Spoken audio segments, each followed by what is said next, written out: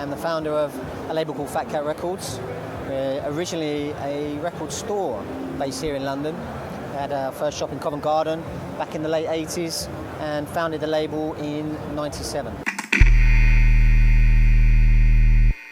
Having been on the retail side of things, we met a lot of people that, especially from the indie labels that would come down, and we were strong supporters of British electronic music scene at the time. And we met a lot of kind of influential people that were running labels. We encouraged people, part of that kind of whole DIY dance music scene that was growing out of the 80s in through the 90s.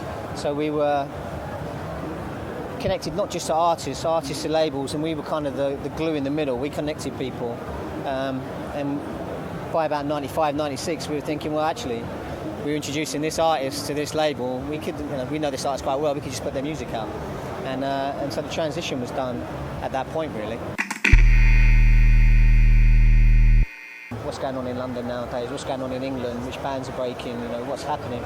And the independents are integral to that constant melting pot and sense of creativity that goes on. Vinyl sales have increased, but they haven't taken over. Digital certainly the digital sales and streaming and everything else has certainly increased visibility far more than the resurgence in vinyl has.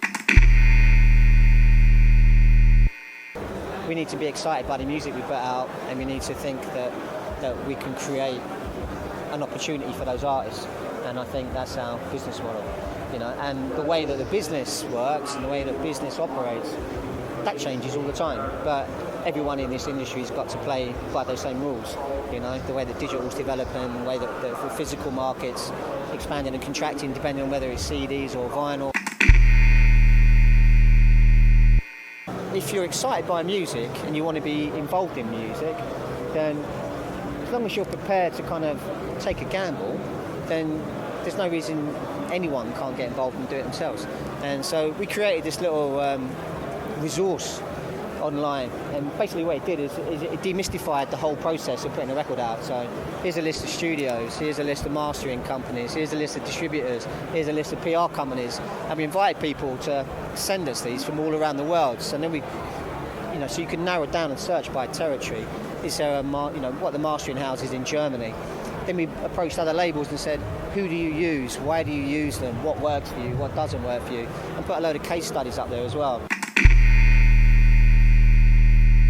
Make contact with people. You have a thing. Make contact with people. And nowadays you don't have to send CDs. Most people use SoundCloud.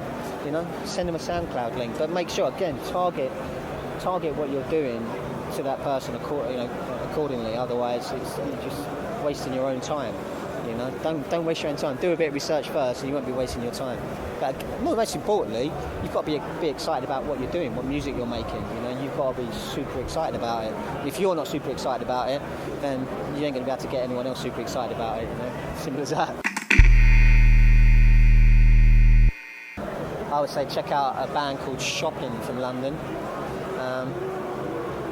They're on my label, obviously.